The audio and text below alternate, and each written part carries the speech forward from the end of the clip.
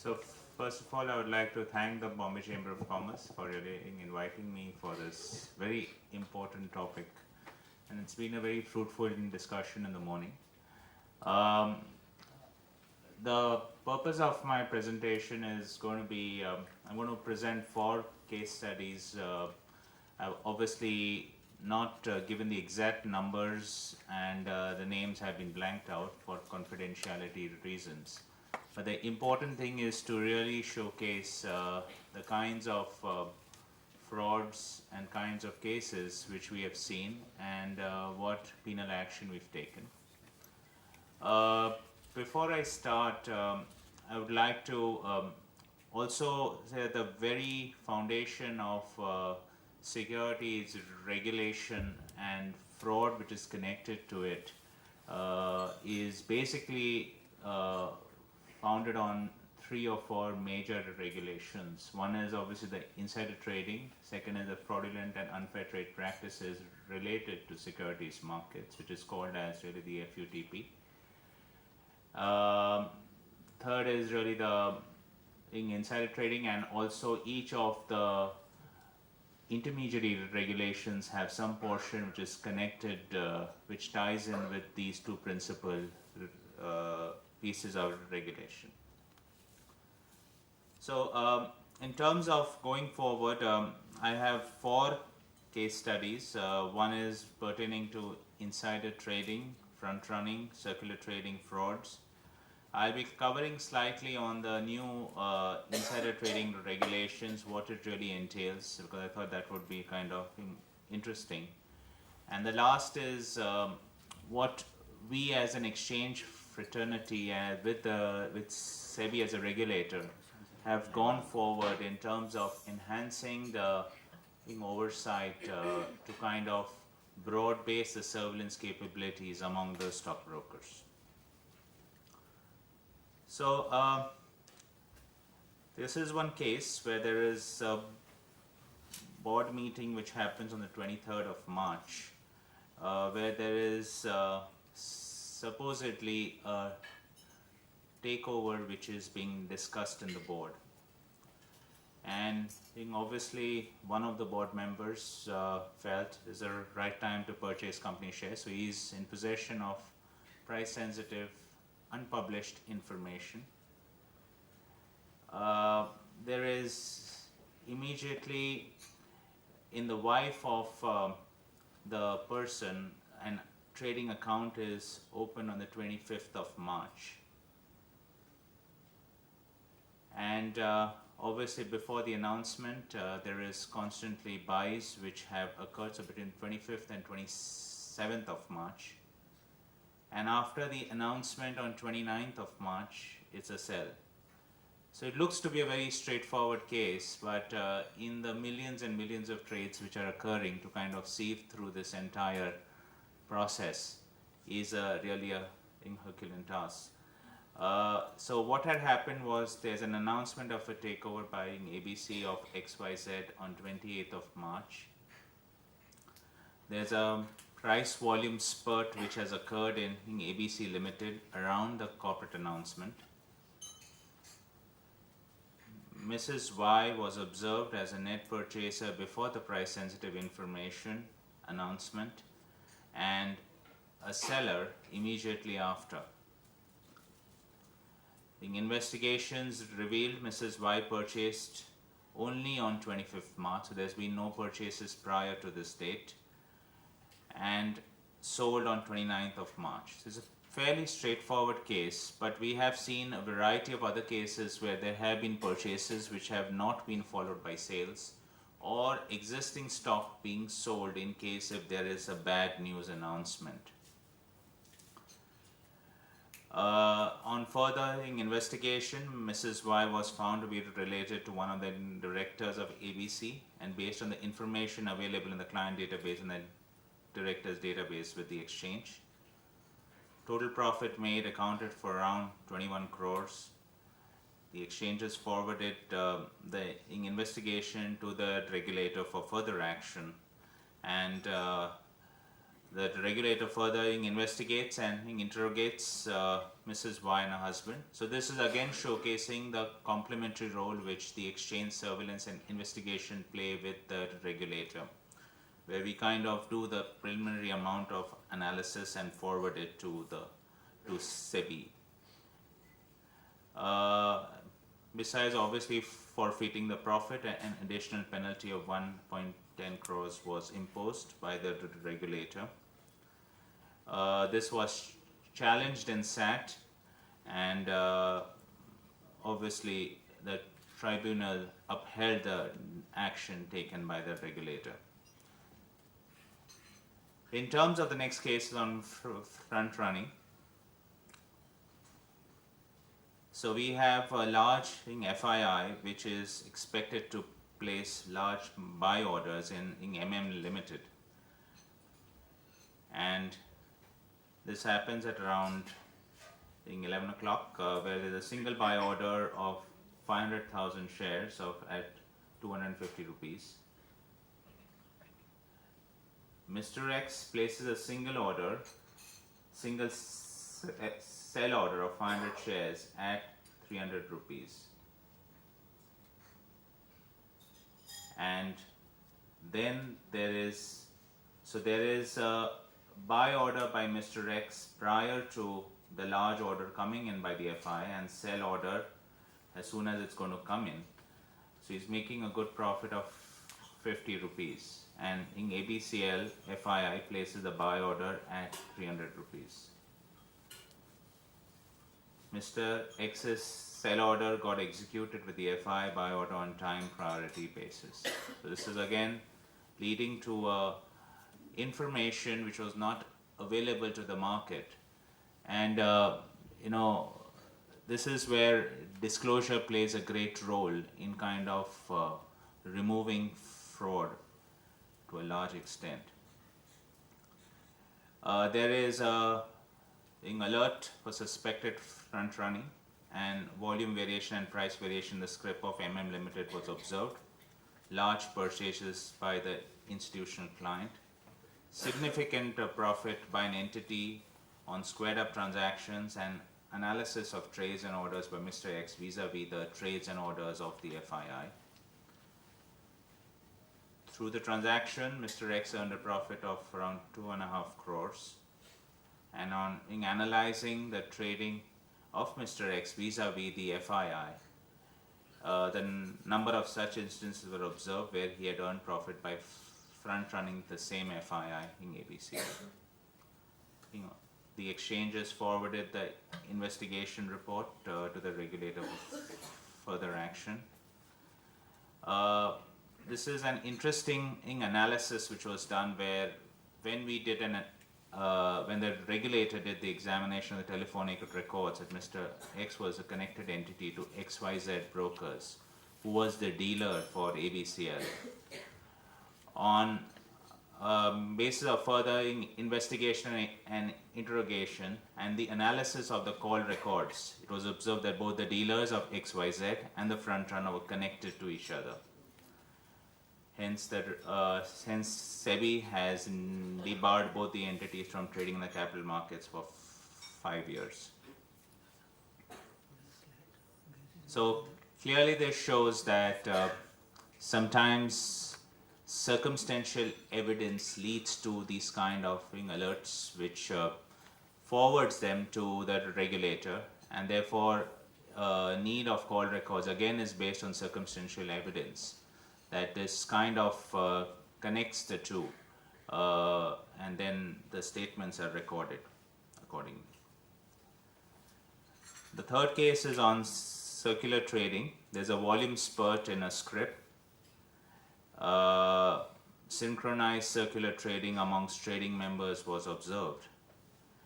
And one would think that it's very simple in A to B and B to A, but it's fairly complex, where TMY sell shares to TMR, TMX also sell shares, and that is TMY then also sell shares to TMX. And so if you see, there are it's a web which is created to ensure that there is some kind of uh, uh, a straightforward case may not be seen, that whether A is selling to B and B is selling back to A. It kind of creates a web around 5 or 6 brokers, and exchanges, especially surveillance departments, have come up with these kind of complexing algorithms to come up with these kind of structured trades, as I would put it, where there are 5 or 6 brokers who would trade amongst themselves to create this in artificial volume. The question which one would ask is, why would you need circular trading? Circular trading creates a volume interest in a stock, which kind of entices a lot of other day traders, other investors to start investing, because there is a lot more activity which is being observed in that stock.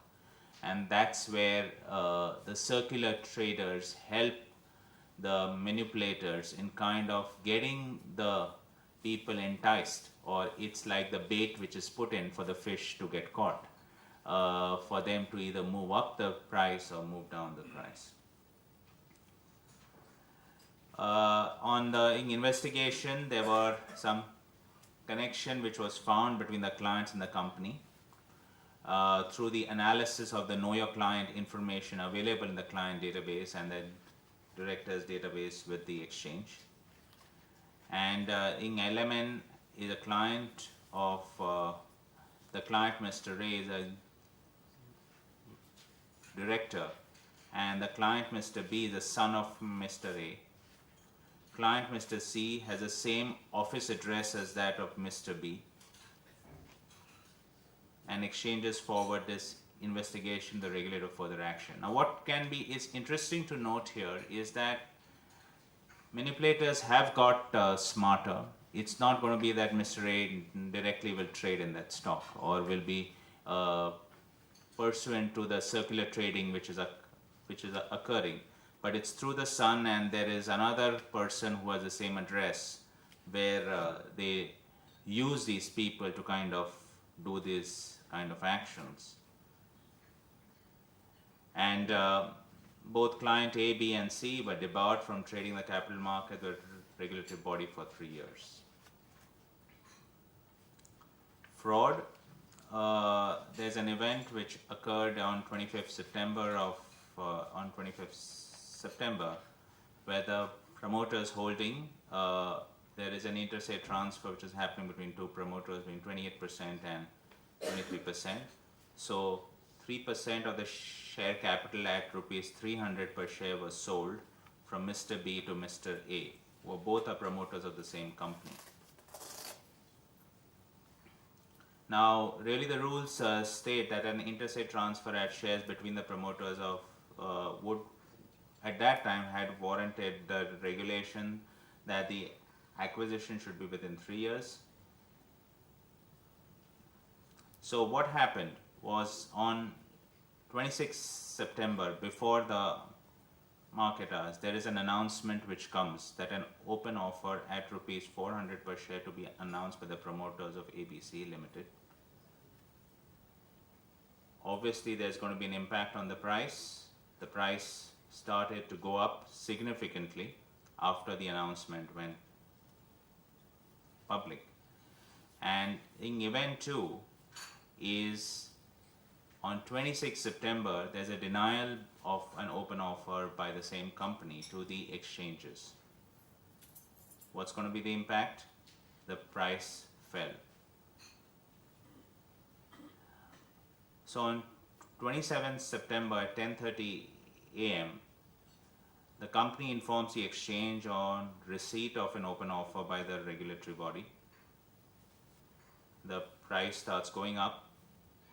At 2 p.m., the regulatory body denies the issuance of such an order. The price falls.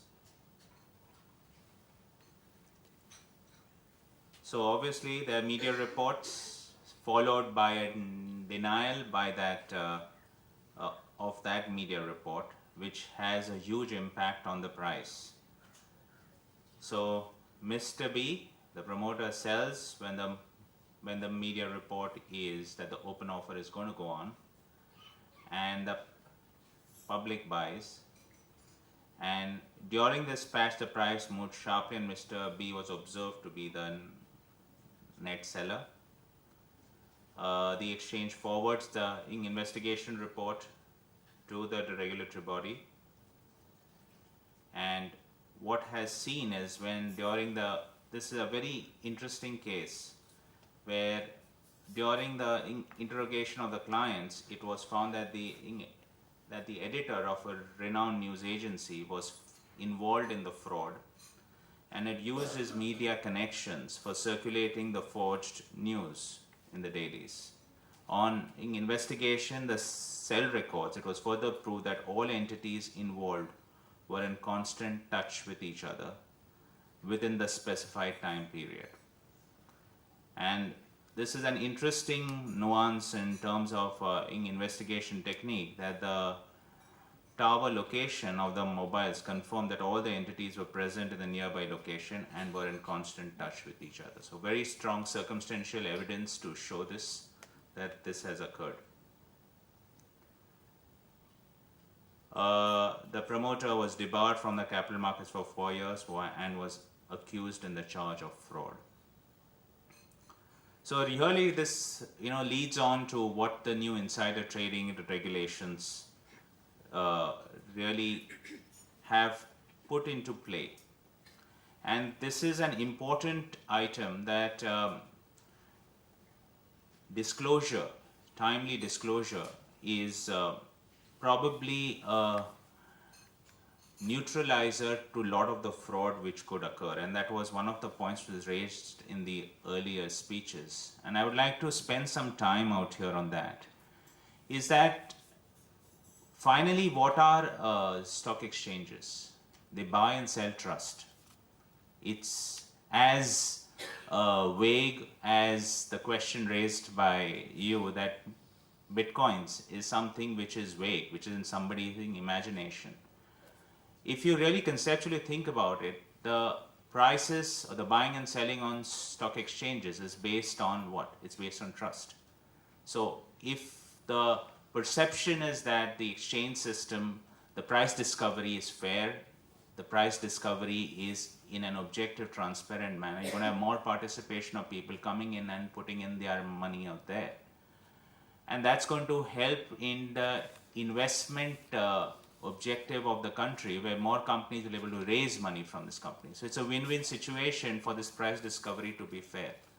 And the very foundation of this is based on fair, objective information which is disseminated in a timely manner. What the exchanges have done, and we've kind of been in the forefront on this, is that we've not only started questioning companies on rumors which have been floated in the media reports. So the surveillance departments of exchanges today actually sieve through huge amount of media reports and seek clarifications from companies on rumors which are being coming. And that is kind of disseminated on the exchange websites as to what has been their answers.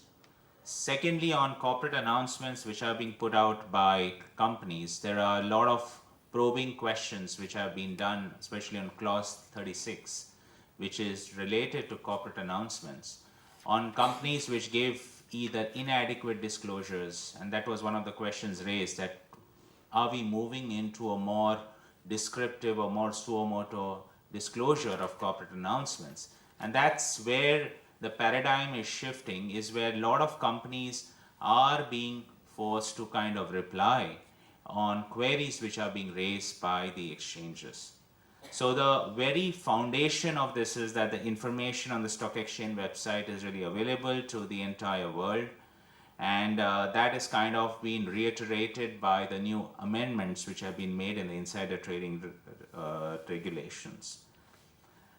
That any information on companies and securities that is accessible to public on a non-discriminatory basis, that is information on stock exchange website, is considered to be a fair, objective ways of really putting across this information.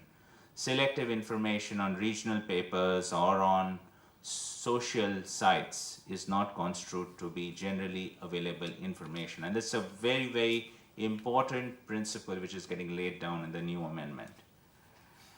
What is really unpublished price sensitive information? Any information on company securities not generally available, and upon being generally available would materially impact the price of the securities. So it gives two parts to it. That one is that is not generally available through the normal means of price dissemination platforms, and once being available would materially impact the price. So this is the two important components which have now been defined under it, and that would lead to a variety. So it's a principle which is getting defined under the regulation rather than an exhaustive list. And that's kind of critical because manipulators will come out with innovative ways of kind of putting across price sensitive information which could possibly go away from the very definition of insider trading. And that could include financial results, dividends, changes in capital structures, mergers and acquisitions, change in key management personnel, material events as per the listing agreement. Also, another important change is who are the connected persons. And this is again a principle which is going to define who has reasonable access to unpublished price sensitive information, which doesn't really restrict it to the people which is within the company, but anybody who would have access 6 months prior to the insider trading and associated with the company on account of frequent communication of the company, contractual, fiduciary or employment relations. So one question which was raised earlier, whether intermediaries are included or not, this would kind of cover them if they fall within this tenet. It's on a case-by-case basis, and that's extremely critical because you cannot have a one-size-fits-all when you have a regulation. It's a principle which gets defined, it's an intent which gets defined, and that needs to be applied in each kind of case which is really put into place. The other thing is that the onus of proof is on the connected person to prove and demonstrate that he was not in possession and did not use any of this price sensitive information. So this gives rise to one interesting nuance, is that insider communicating with other person is obviously prohibited. It's a very straightforward case. And Mr. B is an outsider. He doesn't have any price sensitive information. Mr. A is an insider. The other person communicating with the insider is also not permitted. And case 3, third party causing communication of information between insider and other person is also not permitted. So it gives rise to even communication protocols which needs to be adhered to when you are in possession of unpublished price sensitive information. Now one would think that this is really becoming very, very detailed, but I would say to go to the next phase that this kind of helps the genuine guys to ensure that they have a reasonable defense. That when you are deemed to be an insider, these are the very tenets which will help you to defend your case, that circumstantially you did not have any of this, and that would really help. So it cuts both ways. So it gives rise to two important principles: that communication in the above is allowed only in legitimate cases for performance of duties and legal purposes, and communication of unpublished price sensitive information is allowed in connection with the open offer under the takeover regulations. There are the other important provision that an insider can trade based on insider information if he formulates a trading plan. I think this has been discussed. And I think companies should spend a reasonable amount of time and resources in devising a very detailed trading plan and a wall-crossing procedure, which will help you whenever you are in possession or whenever there's a material event which is really occurring, which will define which are people on the private side and the public side. To really, these are technical terminology, jargon used in the markets. But for the benefit of the audience, I would just like to spend a little time. People on the private side are the guys who have access to price sensitive information and will have restriction on trading rights. and the people on the public side are those who do not have access or are not expected to have access to this price sensitive information. If your wall crossing procedure as a part of your trading plan has a clear distinction and demarcation and who are on the private side and public side, and then if the people on the public side trade which could otherwise be tantamounted to insider trading, there is a reasonable amount of defense which then can be demonstrated. So it's extremely important for companies to spend time and resources in devising a good procedure, a good policy, and really ensuring there are reasonable controls and reasonable empowerment given to the compliance officer to kind of discharge his or her duties. Even the initial disclosures regarding holding of securities company, that is 10 lakhs, all this has been, so I will not really spend too much time on this. The last part which I would just like to spend a couple of minutes is that surveillance, traditionally, I used to work with SEBI for 10 years, and I remember really circulating, this whole dilemma on how do you ensure effective surveillance. So in the early 1990s, SEBI was given the responsibility of surveilling markets when markets moved from physical to the electronic mode. And one of the very debates which we had at that point of time is that SEBI obviously cannot do everything because we are not God out here. So we felt that let's multiply our hands and start creating independent surveillance departments in exchanges. That time there were 23 exchanges, so that way we'll be able to surveil the market better, and then they can kind of forward all these information to SEBI, which can process it and then take reasonable enforcement actions. This went through a decade where SEBI actually went into detailing on who should be in the surveillance department, what are the kind of alerts which needs to get generated, what are the kind of systems which needs to be put into place, and that went through a decade till around 2010. It was reasonably working.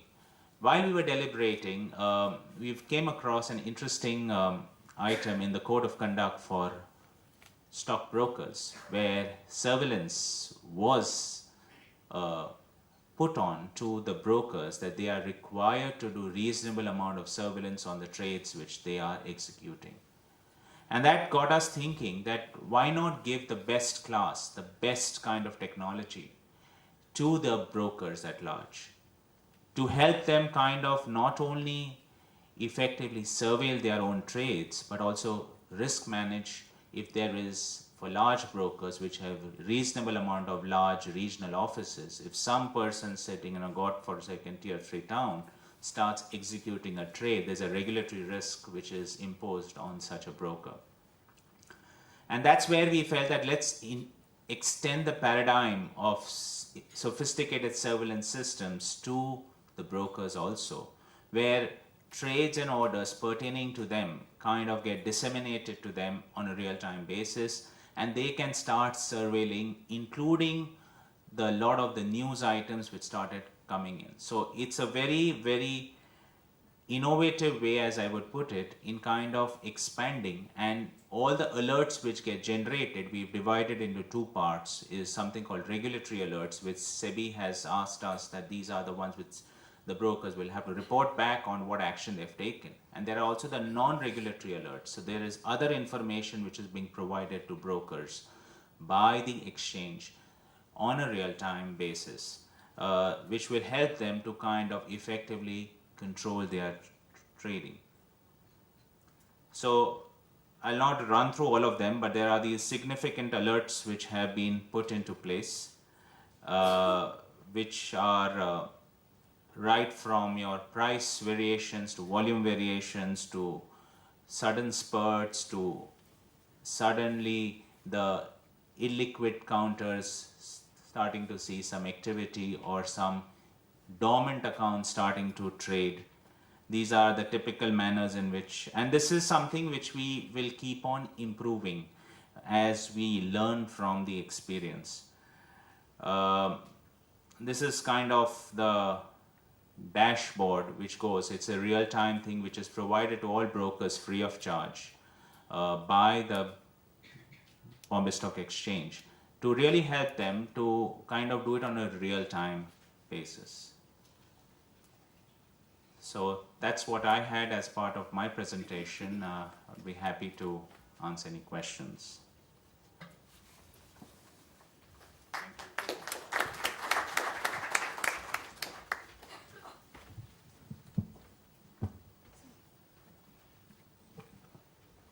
Thank you, Mr. Vora, for presenting those case studies, and it also highlighted the role that the surveillance department plays in in the regulator bodies.